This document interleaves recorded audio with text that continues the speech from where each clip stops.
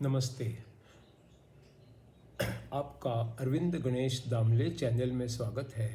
मैं अरविंद दामले आपके सामने प्रस्तुत कर रहा हूँ दत्त भार्गव संवाद का ये 7वां भाग। आपको ये पसंद आए तो मेरे अरविंद गणेश दामले चैनल को सब्सक्राइब करें, लाइक करें, शेयर करें और बेल आइकॉन दबाना ना भूलें। तो हेमलेखा हेमचूड़ को कहती है कि कुछ लोग स्वभाव से ही हर बात पर अविश्वास करते हैं। अविश्वास है इसलिए कोई सबूत दिया तो कहते हैं कि उस सबूत पर उनका विश्वास नहीं, वो सबूत सही है, इसका भी सबूत दो, और फिर उस सबूत पर भी उनका विश्वास नहीं होता। तो हेमलेखा कहती है, अब इसके लिए एक और मैं तुम्हें कहानी सुनाती हूँ हेमचूड़। एक बार गोदावरी नदी के किनारे कौशिक नाम के एक ऋषि रहते थे। वो बहुत ज्ञानी थे, उनके बहुत शिष्य थे। एक बार ये दुनिया कैसी है, ये दुनिया कैसे बनी है, इसके बारे में चर्चा हो रही थी। जब भी कुछ कहा जाता तो शुंग नाम का उनका एक शिष्य उस पर सवाल उठाता, सबूत मांगता, सबूत देने पर सबूतों के सबूत मांगता। ये सिलसिला कभी ख़त्म ना होने वाला हो गया था। अगर सबूत गलत है तो वो जिसका सबूत है वो भी तो गलत होगा।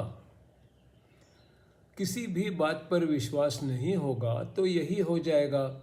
उसका कहना था कि विश्वास के लिए सबूत चाहिए और उसका सबूत पर भी विश्वास नहीं था, इसलिए उसके सामने किसी पर भी विश्वास होना असंभव ही था। ये बात फिर ऋषि कौशिक तक गई। उन्होंने कहा कि कुछ भी कहना हो तो उसकी नींव पक्की होनी ही चाहिए, वो विज्ञान आधारित होना चाहिए। पूछे जाने वाले सवाल भी विज्ञान के आधार पर ही किए जाने चाहिए। इसलिए युवराज, विज्ञान पर आधारित ना हो ऐसी बातें तुम ना करो हेमचूड़। सोचो पर पूरा विचार करो, तभी तुम खुशी पा सकोगे। हर बात पर अविश्वास करना ठीक नहीं। हेमचूड़ ने कहा, हेमलेखा, तुम क्या कहना चाहती थी ये मुझे अब तक पता ही नहीं चला था। तुम मेरी सहचारिणी हो तो मुझे भी कुछ ज्ञान मिल जाएगा, ऐसी मुझे आशा है।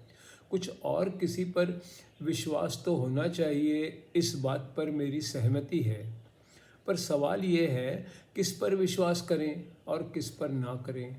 अनेक तरह के मत होते हैं, हर विषय का कुछ विज्ञान होता है, कुछ बातें एक दूसरे के पूरी तरह खिलाफ भी हो सकती हैं। हर कला और विज्ञान सिखाने वाले भी अनेक होते हैं, उन सब के अपने अपने मत होते हैं। हमारे मत भी समय समय पर बदल सकते हैं। तो मेरे सामने सवाल ये है कि किसका स्वीकार करें और किसे छोड़ दें।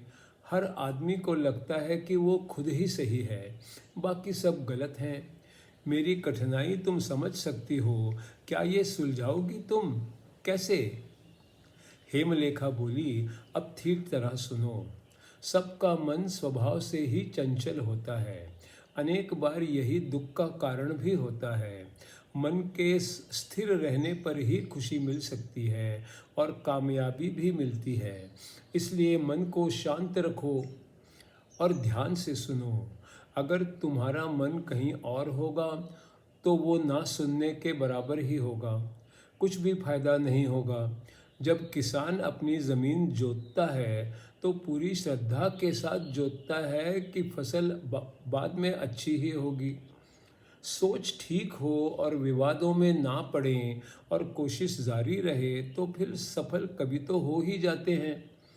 किसान, दुकानदार, राजा, सबको श्रद्धा और विश्वास की ज़रूरत होती है। तर्कनिष्ठ विचार की भी होती है। एक ही जगह जाने के लिए अनेक रास्ते भी हो सकते हैं। अगर फल की चिंता किए बिना कोशिश करें तभी हमारा काम हो जाता है। आखिर खुशी है क्या?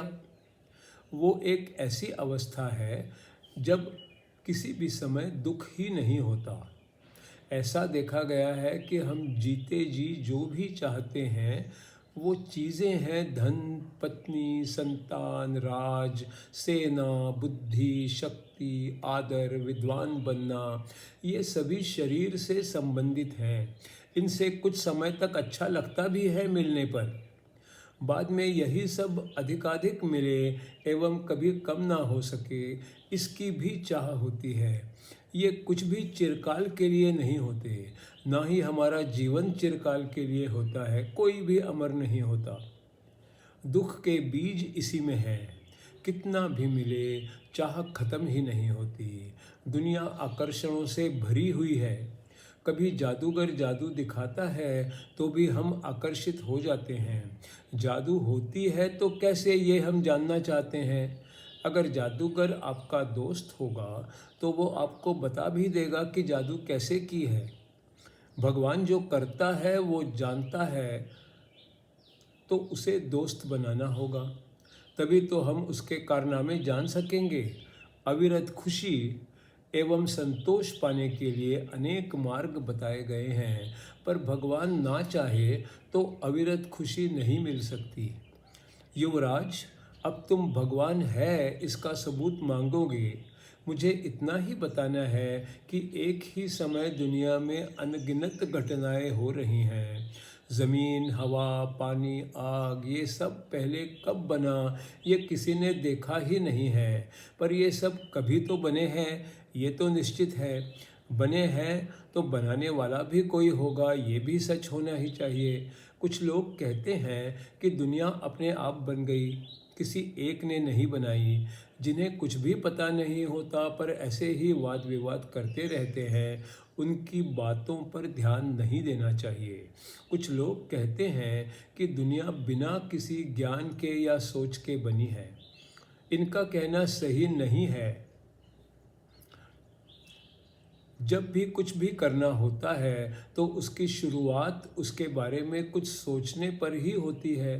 पहले विचार, बाद में काम, ऐसा ही होता रहता है दुनिया में। इसीलिए हम ये तो कह सकते ही हैं कि कोई तो पहले सोचता है और फिर बनाता है। बनाने वाला भी कोई होता है। इतनी बातें एक ही समय करने वाला ज़रूर बहुत ही बुद्धिमान होगा, बहुत ही शक्तिमान भी होगा, बहुत ही क्षमता वाला भी होगा। ये सब गुण उसमें असीम मात्रा में होंगे। इसलिए युवराज, उस व्यक्ति को भजना चाहिए, उसकी पूजा करनी चाहिए। अगर सब बनाने वाला तुम पर खुश हो तो क्या वो तुम्हारे लिए सब कुछ नहीं करेगा? दुनिया भर के लोग उसकी आराधना करते हैं। उसी के कारण तो दुनिया हजारों सालों से सुचारू रूप से चल रही है। अगर राजा लोगों के लिए कुछ नहीं करेगा तो कुछ समय बाद वो राजा नहीं रह सकता, वो निकाल दिया जाएगा। अभी तक तो ऐसा कुछ नहीं हुआ, तो हम कह सकते हैं कि वो राजा अपना काम ठीक तरह कर रहा है।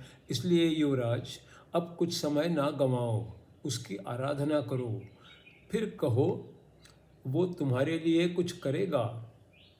दुनिया में लोग अनेक तरह से पूजा करते हैं। अधिकतर लोगों को उनकी याद संकट के समय ही आती है।